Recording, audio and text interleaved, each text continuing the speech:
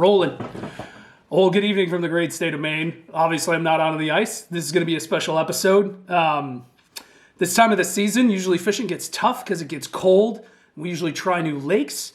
I have been out fishing, but I haven't been doing well. Went smelt fishing on Tuesday at Jim's Camps in Bodenham. Got the old goose egg. And then Saturday got out on Sebago, and she showed us why one of her nicknames is Slow Bago. We had one flag for three of us. Marked a bunch of fish, but wind came up and it just, I don't know. Didn't get into the togue the way we thought we would. So I've been toying with this video for a while, and I was finally able to pull something off that I've been looking into doing for a couple seasons, so I'm going to share it with you guys. I'm going to compare and contrast the two major tip-up brands in the great state of Maine. You got Jack Traps, and you got Heritage Traps. We're going to run through 5 categories. That's style, functionality, fishability, quality, and price, and come to a conclusion as to which one's best. This is purely for science, for transparency's sake. I own sets of both. I like both of them. And I am now going to fish an amalgamation, a combination of the two traps. I finally pulled it off, and I'm going to share with you guys the piece that actually allows you to take the best of both. So first and foremost is style. Jack Traps win handily. They're beautiful finished wood. All the hardware is super nice, metal, felt flags. They're just pretty. Not that Heritage aren't lovely as well. They've been doing some painted traps in recent years. My brother-in-law has a full set of every color they make, but these are a little more bare bones. These are a little more drop them out of your pack basket. Don't feel so bad. So we're going to give that one to Jack Traps. From a functionality standpoint, both catch fish. The pros of the Heritage is the super smooth spool. So once the fish takes it, no resistance. It's so clean. Like even when there's a little bit of vibration in it, it's just smooth sailing. Now a lot of people are like, oh, that doesn't matter. Put drag on your traps. That's insane. You never want to have drag on your ice fishing traps. If you're fishing big baits, use a rubber band. But otherwise, you want no resistance once that flag trips and that fish is taking that bait, because the fish can feel the line in their mouths. When you're bait fishing out in the ocean, you don't want a ton of tension unless you're tuna fishing and that fish runs through. With trout, stuff like that, super sensitive mouths, they're going to drop that bait if they feel tension. So having a super smooth reel, no noise, that's key.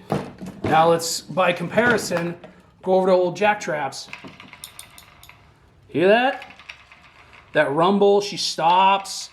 Now that's because there's a smooth pin on the Heritage, and the Jack Traps have a screw with grooves on it. So that's that problem. But the flip side of that is the trigger systems on the Jack Traps are so butter smooth. There's no resistance there for the trout. On the other hand, the Heritage, and now you can modify these. You can modify them so that they're not as tough, but there's a little more of a push to get the spring-loaded flag out of the cradle. So honestly, functionality, we're going to split it. Both get a point. While the spool is smoother on the Heritage, the trigger is better on the Jack Trap. As far as fishability is concerned, I'm going to give it to Heritage. You can file down the cradle where the spring is. You can wear your springs in a little bit so that the trigger's a lot smoother. And at the end of the day, the fish is going to bite your presentation the same. I have had less drops with Heritage traps than I have with Jack Traps because of the smooth reel. So fishability, going to Heritage. Now, as far as quality is concerned, both are incredibly high quality products. A little more time goes into the Jack Traps. I mean, look at these things. Finished wood, finishing. It's just, there's a lot more effort put into making these. Some would call them a work of art, depending on the ones you get. So from a quality standpoint, it's going to Jack's. Sorry, Heritage, but when you've got polished burnt wood and all kinds of finishes and custom felt flags, it's difficult to give the nod to the workhorse that is the Heritage trap. So final one is price. No question that Heritage takes it there. I think at the time of this video, you can get a Heritage for probably around 40 bucks. They used to be around $25.99. Jack traps are getting pricey, man. I bought this set for $45 a piece. They're now probably in the 50s to 60s. I'll post some pricing here after the video. So unless my math is incorrect, that's a three-way tie. Big surprise, fish the traps you like. You want to be fancy? Go with Jack traps. Catch tons of fish. I've caught plenty of salmon and softmouth fish. You want to not be fancy or be fancy and get some painted traps? Go with Heritage. But the real kicker for this video is what I have done. I've combined the two. No denying the style of Jack traps. When it's really windy, the T-frame can fall out of the ice. It can get blown out. But you know what? So can the crossbar one with Heritage. But I was able to find a piece that allows you to take Heritage spools, put them on Jack traps, and have them function. And I'm going to share it with you. But first, I just want to demonstrate how buttery smooth this is. If I can get this in the cradle.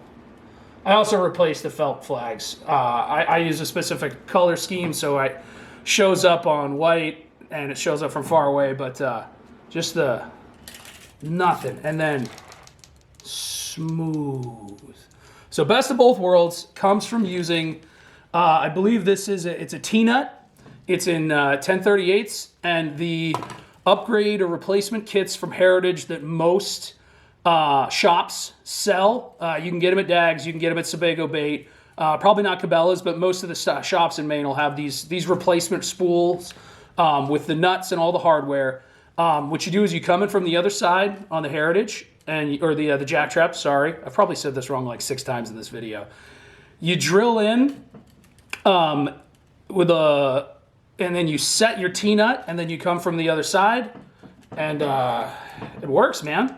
I've caught plenty of fish with these this season. I wasn't going to do this till the end for the review, but I like them. I'm going up to Moosehead with these in a couple of days, and I'm really pumped to see how they hold up against the notoriously finicky brookies and salmon. So, yeah, the other thing I did, like I said, I replaced the flag. No felt.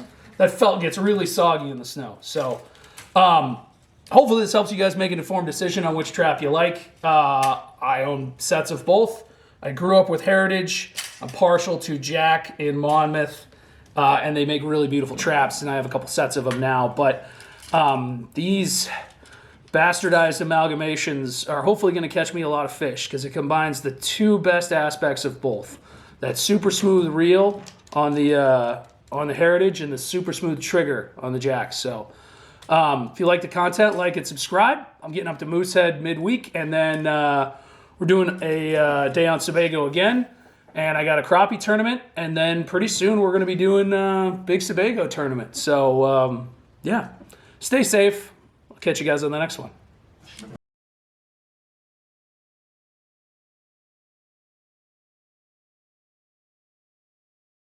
And we've come to the conclusion as men that in order to own a smelt camp in the state of Maine, your name has to be Jim or some iteration of it. If you think I'm... That was a good one. It's okay. We're on that was good. We're on a tidal river locked in a shack on the ice. That was spicy. That one puckered my butt a little bit.